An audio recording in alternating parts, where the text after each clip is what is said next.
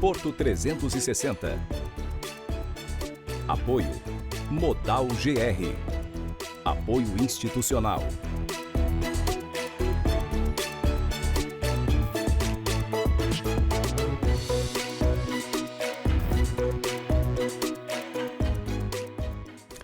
Olá, está no ar Porto 360, o nosso espaço semanal para que possamos debater assuntos importantes em relação aos portos internacionais, portos do Brasil e principalmente em relação ao Porto de Santos. Esta semana quero debater onde estávamos, onde estamos e principalmente para onde vamos em relação aos portos do Brasil. E para isso recebo 3 convidados especiais. A minha primeira convidada da semana é a consultora portuária Germaine Lilian Robson. Germaine, obrigado pela tua presença, que prazer enorme te ter aqui com a gente nesse projeto novo chamado Porto 360. Max, é um prazer enorme e eu acho que os assuntos, mais uma vez, são de suma importância para que a gente consiga realmente dinamizar os nossos portos. Meu segundo convidado é um grande amigo que eu tenho. Posso dizer que é um grande professor, porque aprendo e muito com ele. É Roberto Teller, diretor da Santos Brasil. Teller, obrigado pela tua presença, que prazer enorme te ter aqui. Você, como um grande tutor que eu tenho, não só na minha carreira profissional, mas também como um grande conselheiro em tudo aquilo que eu preciso para que a gente possa debater nesse setor que é tão empolgante, que é o setor portuário, Teller. Eu é que agradeço, Maxwell. É um prazer estar aqui com você novamente. Tive a satisfação e o privilégio de fazer o primeiro programa teu da tua carreira. E, como disse a Germaine, é de suma importância debatermos tudo que nós vamos discutir aqui hoje. Meu terceiro convidado vem de forma remota, vem diretamente de Brasília e é um especialista no setor, principalmente jurídico. E eu vou chamar Cássio Lourenço, diretamente de Brasília. Cássio, obrigado pela tua presença, que prazer enorme te ter aqui com a gente, meu amigo. Muito obrigado, Maxo, pelo convite, parabéns pelo programa e obrigado por nos receber ao lado do Teller e da Germaine. Nós aqui agradecemos, Cássio. Para que a gente possa começar o nosso debate, eu quero começar pelo Teller, principalmente pelo conhecimento que ele tem, já de forma bastante provocativa, né, Teller? A gente debateu muito ao longo do tempo, a última década, no setor portuário. A gente sabe a situação momentânea que a gente vive de estabilidade jurídica, e eu quero acionar o Cássio para trazer informações em relação a isso, mas também a gente precisa ter uma perspectiva de futuro. Qual é a tua visão em relação à última década, ao momento atual, e como a gente pode, de alguma forma, projetar a próxima década no setor portuário, Teller?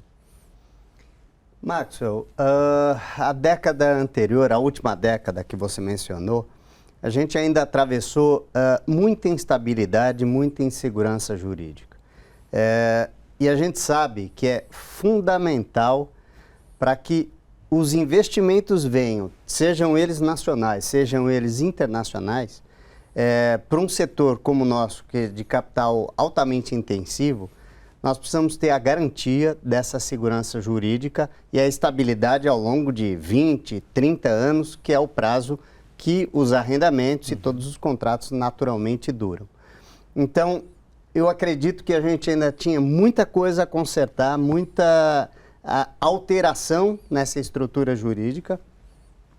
Agora, me parece que isso deu uma guinada, me parece que a gente está caminhando em direção a essa estabilidade, a trazer um pouco mais de segurança, para que certamente na próxima década a gente tenha negócios muito superiores, com uma estabilidade muito grande, com uma atração de investimentos, tanto internos quanto internacionais, num volume surpreendentemente maior. Eu sou muito otimista quanto a isso.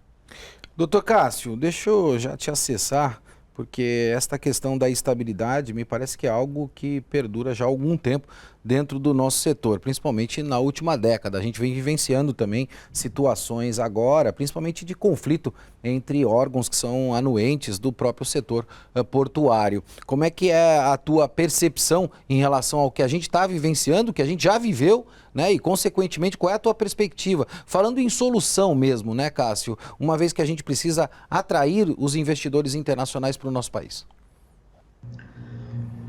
Maxo, realmente o Brasil, eu concordo muito com a análise do Teller, ele vem amadurecendo muito as instituições aí nos últimos anos, em relação ao setor portuário, né? O montante de investimentos que nós tivemos nas últimas décadas é algo realmente sem precedentes, e isso acabou desafiando as instituições a um nível de amadurecimento institucional que é algo que vem acompanhando os investimentos. A segurança jurídica ela já era necessária, já era imprescindível. Agora, a gente olhando para o futuro, isso se torna ainda mais necessário quando nós olhamos que o mundo inteiro entra num contexto de disputa por investimentos por conta da pandemia. Então, o Brasil, que já passava por dificuldades, que já precisava fazer os seus deveres de casa para atrair investimentos, agora ele passa a disputar capital privado com economias que eram maduras, com países que oferecem segurança jurídica, que oferecem boas taxas de retorno, e passa a disputar o capital do investidor privado para o movimento de retomada. Então, a gente precisa realmente fazer bem cumprir bem essa missão, se a gente quiser ter os investimentos que são necessários. Germaine, francamente, quando eu convidei o Teller e quando eu convidei o Cássio para esse programa, a primeira pessoa que me veio em mente foi você. Eu falei, preciso chamar a Germaine para me ajudar, principalmente a debater com esses dois notáveis que a gente tem aqui, principalmente pela percepção que eles têm em relação ao setor portuário. O Teller acho que foi muito feliz nas afirmações dele e também o Cássio. E eles pontuam principalmente investimento, a questão da estabilidade e competitividade.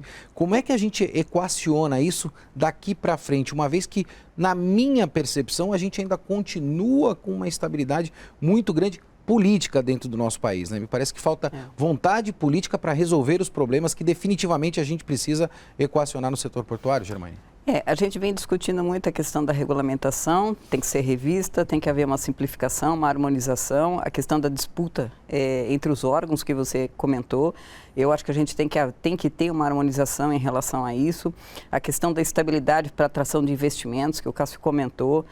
A questão da tecnologia a favor, principalmente a questão de automação, que a gente ainda está bem atrasado. Eu acho que tem muito espaço para a gente conseguir investir em automação. Essa automação vai me trazer também, digamos, uma agilidade que a gente tem necessidade para poder ter um processo portuário, inclusive a baixo custo, reduzindo custos, que esse também é um fator crítico, né? A gente tem um alto custo. Então, eu acho que a gente tem que lidar um pouco com toda essa situação. Agora, tem que haver uma simplificação na regulamentação. Isso sem dúvida nenhuma. Eu acho que a gente está investindo muito em tecnologia e a questão da regulação não está acompanhando. Então, eu acho que a gente tem que ter aí um equilíbrio entre tudo. E a questão da infraestrutura também, investimento em infraestruturas, disputas políticas que a gente tem em relação à preparação da nossa infraestrutura também tem que ser equacionada, né? Eu acho, a gente vai tocar um pouquinho mais para frente, a questão da cabotagem, também a questão do uso da cabotagem em detrimento até, não vou dizer em detrimento, mas em complementação à questão do rodoviário, que é muito importante. A gente tem uma distância territorial muito ampla, então acho que tudo isso tem que ser colocado de forma clara para que a gente consiga ter uma matriz de transporte mais eficaz, né? Que a gente tenha uma regulamentação mais favorável e que a gente tenha uma entrada de investimentos a nível de automação que permita efetivamente a gente se tornar mais competitivo. Eu quero ser provocativo, como eu sempre o sou, e eu vou me permitir fugir um pouquinho da pauta, porque me veio à mente, eu quero questionar o Teller e agora o Cássio nesse sentido, um artigo que eu fiz mais recentemente no jornal A Tribuna, onde eu comentava que poupar tempo é poupar tempo. Né? O governo do estado de São Paulo tem um projeto, um case de sucesso chamado Poupa Tempo, onde mais de 40 órgãos e instituições estão ali presentes, onde o cidadão pode resolver todos os seus problemas. Teller, comercialmente falando, depois eu vou questionar o Cássio juridicamente. Ter um poupa-tempo do setor portuário, onde a gente pudesse ali concentrar ANTAQ, TCU, ou seja, colocar todos mesmos na mesa para que pudesse resolver os conflitos que a gente tem dentro do setor, seria uma proposta de solução? Boa pergunta. É um modelo totalmente diferente e inovador. Eu acredito que, como a Germaine colocou agora há pouco, que se a gente conseguisse, de alguma maneira, criar um mecanismo, acrescentar tecnologia a esse mecanismo e colocar todos os órgãos anuentes à mercê desse mecanismo novo, a gente conseguiria ter um ganho significativo. Nós precisamos definitivamente eliminar as influências políticas que ainda existem em muitos órgãos. A gente tem visto uma mudança muito grande nesse modelo e os técnicos têm entrado no lugar dos políticos, mas a gente ainda vê alguns órgãos dotados dessa influência política que é muito nociva, sem dúvida nenhuma, para o nosso segmento. Um poupa-tempo ele pode ser um salto no meio do caminho, onde na preparação dessas ferramentas tecnológicas, a gente pode ter um meio do caminho como um grande balcão, onde todos esses órgãos anuentes estariam presentes. A gente resolve momentaneamente todos os nossos problemas muito rapidamente, né? Assim como aqueles tribunais rápidos de pequena causa para poder resolver imediatamente pequenos conflitos, né? E, num segundo momento, eu acho que a tecnologia resolveria definitivamente o problema. Eu vou até fazer uma parte claro, aqui. por favor. Eu acho que, sem dúvida nenhuma, essa é uma solução, né? Eu acho que a gente está caminhando para isso. Obviamente que a gente não está falando poupa-tempo da maneira como está implementado físico, a gente está imaginando virtual. Nome, não. Né? Até para que as pessoas possam ter um entendimento. A gente está imaginando mais virtual, que essa seria a solução, e que nada mais é do que efetivamente a integração entre todos os intervenientes e que a gente tenha uma fluidez muito maior dessas informações e tomada de decisão, no sentido da gente conseguir efetivamente ter uma operação ágil. Se investe muito em infraestrutura, se investe muito em automação, mas a gente precisa ter esse miolo funcionando, né?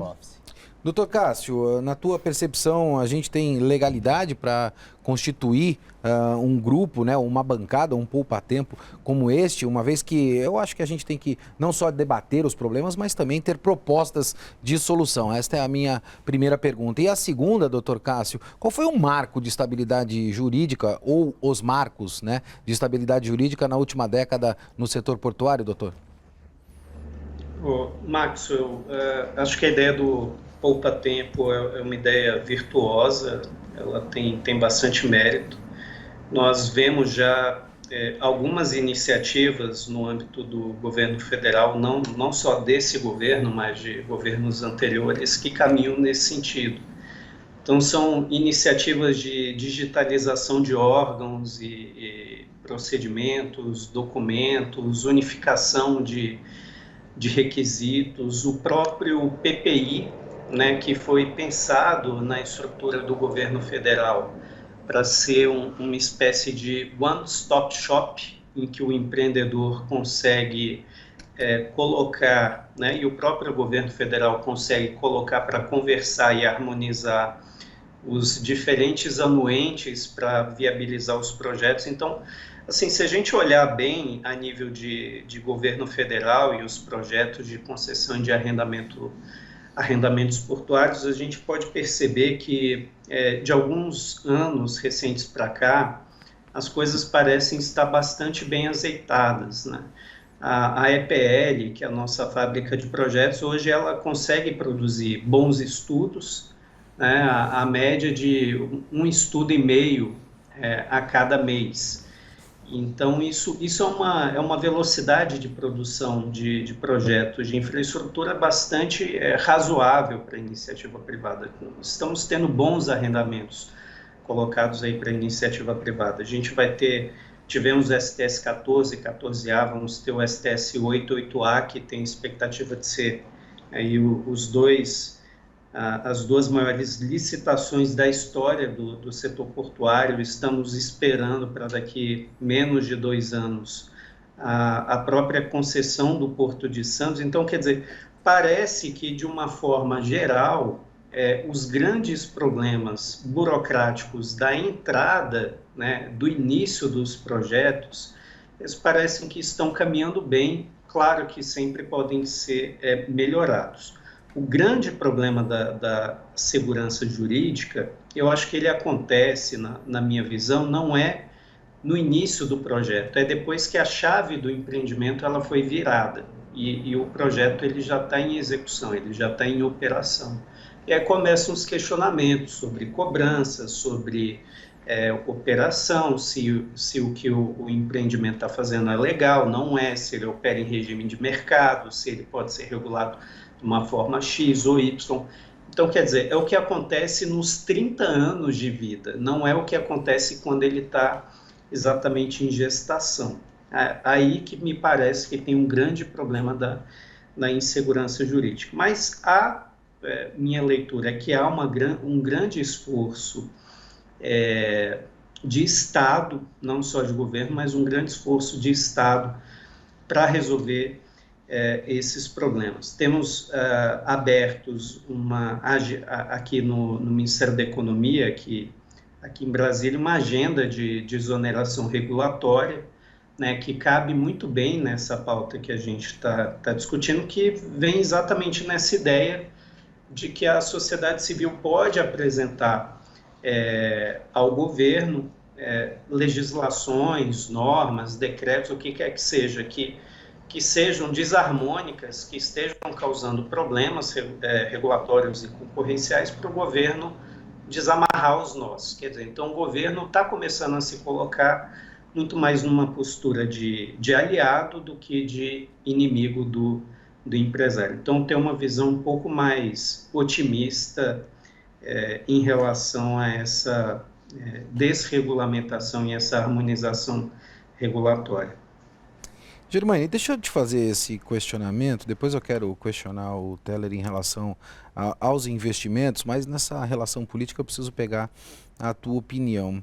Eu tenho essa percepção, né, até propriamente por estar há muito tempo já dentro do setor. Quando eu percebo uma vontade do executivo, eu vejo um bloqueio no legislativo. Quando eu percebo uma vontade do legislativo, eu vejo um bloqueio no executivo. No momento atual, me parece que existe uma vontade muito grande do governo federal em realizar as coisas, né? Mas me parece que a gente não tem ambiente político para que essas grandes reformas passem no nosso país. Será que a gente perde mais uma década nessa discussão, nesse debate infindável, né? Se eu posso me utilizar desse termo, né? Um termo muito popular, a gente parece que vive correndo atrás do rabo.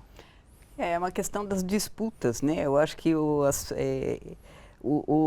a nossa classe política deveria deixar de lado essas disputas e pensar no país como um todo. Então, como o Cássio mesmo colocou, eu acho que tem excelentes iniciativas no caminho certo, né? Eu acho que, de fato, a gente está buscando desburocratização, desregulamentação desnecessária, a questão da harmonização. Então, eu acho que essa linha de pensamento tem que passar por todos os canais, entendeu? Todos os canais têm que estar sintonizados da mesma forma. Então, todos têm que estar pensando de forma harmônica. A gente está falando de ter uma coalizão de ideias, da gente conseguir efetivamente pegar e definir qual a nossa meta, qual o nosso propósito, efetivamente tocar para frente, fazer com que cresça, né, que o nosso país cresça, que a atividade portuária cresça. Todos têm que caminhar a favor disso. Então, eu acho que tem que haver uma maior conscientização. Eu acho que a nível de governo houve um amadurecimento muito grande. Eu acho que os demais poderes têm que entrar na mesma linha, né? Eu acho que está na hora. Assim, a gente estamos passando, né, por um momento muito complexo e difícil com a pandemia, isso não só a nível nacional, mas internacional. E eu acho que se a gente quer aproveitar dessa situação para poder efetivamente ressurgir, emergir, né, no globo como sendo um país competitivo, eu acho que tem que haver uma harmonização dessa linha de pensamento. Teller, deixa eu te questionar, porque a gente percebeu o momento atual que a gente vive, né, nessa relação principalmente da instabilidade, foi muito bem colocada pelo Dr. Cássio, pela Germaine também, mas quem passa pelo canal de navegação aqui do Porto de Santos e olha Santos Brasil, vê uma série de investimentos sendo feito principalmente pela Santos Brasil. Quais são esses investimentos? O que está acontecendo na Santos Brasil e de que maneira a Santos Brasil está olhando para frente, principalmente em relação ao Porto de Santos e, como se diz, dentro do setor e do comércio exterior? A Santos Brasil, ela renovou a sua concessão. Nessa renovação por mais 25 anos, nós firmamos um compromisso de investimento na ordem de 1,4 bilhões de reais. E esses investimentos já iniciaram, a gente já tem feito muitas alterações, muitas obras. Nós já criamos uma extensão do nosso berço de 220 metros, contíguo ao berço do TEV, ou seja, estamos fazendo mais 220 metros de berço para permitir que este novo berço se transforme no berço do TEV e os demais berços virem 3 berços suficientes para receber 3 navios de 366 metros, assim que nós tivermos essa liberação da capitania, da SPA e da praticagem, muito possivelmente ainda esse ano. Nós estamos lutando bastante para conseguirmos essa autorização ainda esse ano. Nós vamos ter capacidade para receber navios 366 aqui no Porto de Santos, Teller? Vamos ter essa capacidade, sim. Falta muito pouco para a autorização definitiva do DHM da capitania. E esse investimento que você colocou de 1,4 bilhão de reais, né? Isso. Ou seja, um investimento significativo, isso vai acontecer ao longo de que tempo, né? Se a gente colocasse numa linha de tempo, em quanto tempo isso ocorre? Dentro desse período de concessão ou a Santos Brasil está olhando isso para os próximos 5 anos, 10 anos? De que maneira isso acontece? Boa parte desses investimentos vão acontecer ao longo de 5 a 10 anos e todo o investimento ao longo de 14 anos, bem antes do término da concessão. Além disso, a gente está aprofundando todos os nossos berços. Já aprofundamos o berço 2, agora estamos aprofundando o berço 1 e capacitando todo o terminal a receber os trilhos dos portainers, que são aqueles guindastes que depositam ou retiram os contêineres de dentro dos navios, ao longo de toda a nossa extensão do berço até o final desse novo berço de 220 metros. Me traz com exclusividade, Teller. A gente estava conversando sobre isso. A Santos Brasil está fazendo a automação do primeiro portainer no Brasil, né? Eu acho que isso é uma exclusividade da Santos Brasil, olhando muito para esse viés de automação e aumento, principalmente do volume de movimentação. O que levou a Santos Brasil a fazer um investimento como esse, Teller? A Santos Brasil ela tem no seu DNA inovação e tecnologia. Desde o seu início, há 23 anos atrás, nós inovamos. Todos os nossos portainers eles têm sistemas de leitura de OCR para poder imediatamente identificar quais são os containers. Esses containers depois se linkam com a identificação que a gente fez nos nossos kits de entrada através de biometria com os motoristas. Ele é depositado nos caminhões e os caminhões já recebem via sistema qual é a localização onde eles devem ser depositados ou entregues para o seu cliente. Isso que eu chamo de benchmarking, né? Você vai em outros portos espalhados aí pelo mundo, aprende, avalia o que eles estão fazendo lá e transiciona aqui para o nosso país. E, evidentemente que esse capítulo da mão de obra é um capítulo à parte, a gente vai debater muito isso aqui no Porto 360. E eu já quero me convidar para estar na Santos Brasil fazendo um episódio especial mostrando esse volume de automação que eles têm dentro do terminal. Doutor Cássio, deixa eu te chamar aí de Brasília. Eu fiz esse questionamento para o Teller de maneira também provocativa, porque isso demonstra aí, né, o empenho de investimentos da iniciativa privada. Mas no meio do caminho muda-se o jogo, como é o caso do SSE, né, que é um grande marco aí que nós acompanhamos mais recentemente. Como é que está essa novela, doutor Cássio? O senhor que tem acompanhado de perto essa questão do SSE. Marcos, a discussão ela tramita simultaneamente em vários órgãos, né? Temos processos hoje na ANTAC, CAD, Judiciário. Hoje nós temos, acho que o julgamento que gera mais expectativa está ocorrendo, né, com pedido de vistas no CAD. Nós temos uma expectativa bastante positiva de uma mudança de posicionamento no Conselho. Acreditamos que o CAD também passou por um momento de amadurecimento sobre essa questão. O processo está bastante bem embasado, bastante bem fundamentado ali com os dados e as informações, então temos uma expectativa. Mas no final do dia, em qualquer cenário, a palavra final hoje desse assunto já está no colo do STJ para ser decidido aí nos próximos meses ou anos. Então já é um tema que está judicializado há alguns anos. Então a gente espera que, se não pacificado aí nas próximas semanas por meio desse julgamento do CAD, que ele seja pacificado no próprio STJ em brevíssimo tempo também. Gostaria de pedir, doutor Cássio, assim que tão logo a gente tenha o resultado, que você traga a informação para a nossa audiência aqui do Porto 360, porque esse é um tema de instabilidade jurídica e repercutiu e muito dentro do setor portuário, e a gente quer trazer, evidentemente, essa informação para essa audiência tão qualificada que nós temos. A gente, infelizmente, está chegando ao final do nosso programa, mas eu quero trazer algo que foi notícia, né? E nós acompanhamos muito na última semana, que foi a eleição do democrata Biden. E eu quero questionar a Germaine em relação a isso. Evidentemente que eu estou levando para o lado da pessoa, a Germaine, a consultora portuária também. Quero depois estender esse questionamento pessoal ao Teller e ao Cássio do impacto da eleição do Biden para com um comércio exterior, né? A gente percebeu que o Trump, de alguma maneira, teve algumas intenções que não foram muito longes, não passaram de intenções, né? Mas evidentemente agora a gente tem um novo viés político caminhando aí da grande potência que é os Estados Unidos. Como é que você avalia esta eleição, Germaine? Então, a gente tem uma expectativa positiva, né, em cima. Eu acho que a tendência é que a gente consiga dinamizar mais essa relação comercial entre os países. Eu acho que vai ser bastante positivo para nós, né?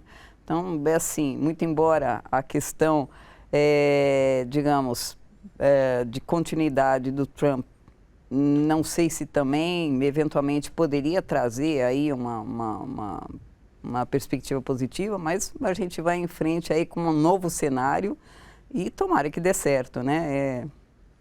Essa é a torcida. É a perspectiva que a gente tem, né? A grande torcida que a gente tem. Teller, eu tenho um grande amigo americano que me diz o seguinte, né? Ele fala, Maxwell, o republicano ele é o pai, o democrata ele é a mãe. Você passou por vários períodos, eu sei disso em virtude da tua experiência.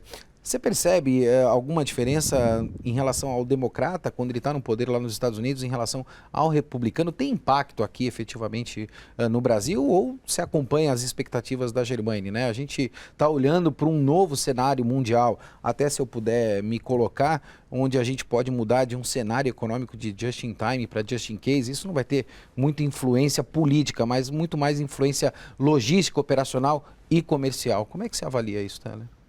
Eu vou retomar aquilo que eu falei no início da nossa conversa. Eu sou otimista por natureza. Então eu vejo com muito bons olhos o ganho do Biden, principalmente porque a experiência do Biden justamente é comércio exterior, né? Relações internacionais principalmente. Sem dúvida. E eu acredito que isso vai trazer uma agilidade, uma velocidade muito grande para o comércio exterior com os Estados Unidos e com a liberação que ele naturalmente vai fazer com a China. Então, isso vai impulsionar o comércio exterior no mundo todo. Eu sou muito otimista quanto a isso e acredito sim, ao longo desses anos todos que eu atravessei de várias eleições republicanas ou democratas, os democratas normalmente eles são mais parceiros de uma certa maneira, né? Não tão radicais, são mais liberais naturalmente, e com isso eu acredito que a globalização flui de uma maneira um pouco mais ágil. Acho que meu amigo americano acertou, né? O democrata ele é mais a mãe, né? Ela está sempre ali com o colo disposto para o filho. O republicano sempre é o pai, né? A mão um pouco mais pesada. E eu acho que tem o momento do pai e tem o momento da mãe, né? Por isso que os filhos são educados pelos pais e pelas mães também. Doutor, o senhor é muito acompanhado, aí, antenado nessas questões econômicas também, que tem impacto, evidentemente, no mundo jurídico. Qual é a tua percepção em relação à eleição do democrata Biden? Max, os Estados Unidos são um país que, simultaneamente, eles são compradores, fornecedores e concorrentes do Brasil, né, em diferentes mercados, aí na linha do comércio internacional. E teve alguns momentos aí do passado em que o Brasil se beneficiou de uma disputa comercial do Trump com a China, em que as relações ficaram estremecidas, né? Houve barreiras comerciais impostas pelos dois lados e isso favoreceu um pouco as exportações brasileiras para a China, principalmente. Eu vejo no Joe Biden um presidente que deve retomar negociações com a China, então isso, num primeiro momento, deve colocar os Estados Unidos numa postura de maior competição com o produto brasileiro no mercado chinês, mas, em contrapartida, o Joe Biden ele não deve manter as barreiras fiscais que foram impostas a alguns produtos brasileiros, como, por exemplo, ele impôs barreiras aí a alumínio e aço brasileiro, né? Importação de alumínio e aço lá para os Estados Unidos, isso deve ser revisto. Então, provavelmente, ganha o exportador de alumínio e aço que vai conquistar agora um mercado maior lá para os Estados Unidos. Também vamos ter talvez uma alteração no mercado, principalmente da agricultura, pela agenda ambiental. Então, talvez algum incentivo maior para as exportações de biocombustíveis, talvez uma pressão maior seja feita em relação a desmatamentos, queimadas aqui no Brasil, mas com certeza a partir da eleição aí do Joe Biden a gente pode ver os Estados Unidos se reaproximando mais da OMC e a gente vê o mundo inteiro se reaproximando aí de uma dinâmica de comércio mais multilateral e menos barreiras tarifárias, quer dizer, um mundo de comércio mais dinâmico e mais livre, o que eu acho que no final do dia favorece a todos. Eu, francamente falando, ouço muito falar do novo normal, né? E estou esperando ansiosamente por esse novo normal. A gente ouviu aqui a opinião desses 3 especialistas e a gente percebe que nós precisamos ter um novo normal, não só no setor portuário, mas no mundo do modo geral. Doutor Cássio, a gente está chegando ao final do nosso programa. Muito obrigado pela tua presença aqui. Que prazer tê-lo aqui conosco e eu espero, francamente, contar com você em outras oportunidades aqui do Porto 360. Grande abraço, Max. Muito obrigado pelo convite. Meu diretor, obrigado pela tua presença aqui. Você é sempre muito carinhoso comigo. Toda vez que eu lhe convido, você acha um espaço na tua agenda para estar aqui juntamente conosco. Teller, que prazer enorme te ter aqui com a gente. Espero que você volte e também acompanhe essa nossa temporada do Porto 360. Eu é que agradeço muito, é sempre um enorme prazer, é um bate-papo muito informal e a gente fica sempre muito à vontade para falar daquilo que a gente conhece bem, que é o Porto. Obrigado, Max. Eu quero fazer uma confissão, se assim eu posso, no dia de hoje. Fico muito feliz, primeiro por ter meu amigo Cássio lá diretamente de Brasília, como o Teller comentou, foi ele que fez um primeiro programa no qual eu entrei da mídia de um modo geral e quando eu iniciei no setor portuário, numa área de transporte, eu me recordo que a minha referência em tecnologia era a Germaine. E eu não poderia também de fazer esse agradecimento e deixar isso bastante claro aqui, porque quando eu comecei bem menino lá, acho que eu tinha meus 18 anos, eu me recordo que a Germaine era uma referência na área de tecnologia. E hoje, para mim, é um prazer estar aqui também batendo um papo com você. Germaine, obrigado pela tua presença. Quero você aqui no Porto 360. Não me abandona, não me deixa, hein? Com certeza não. É um prazer enorme.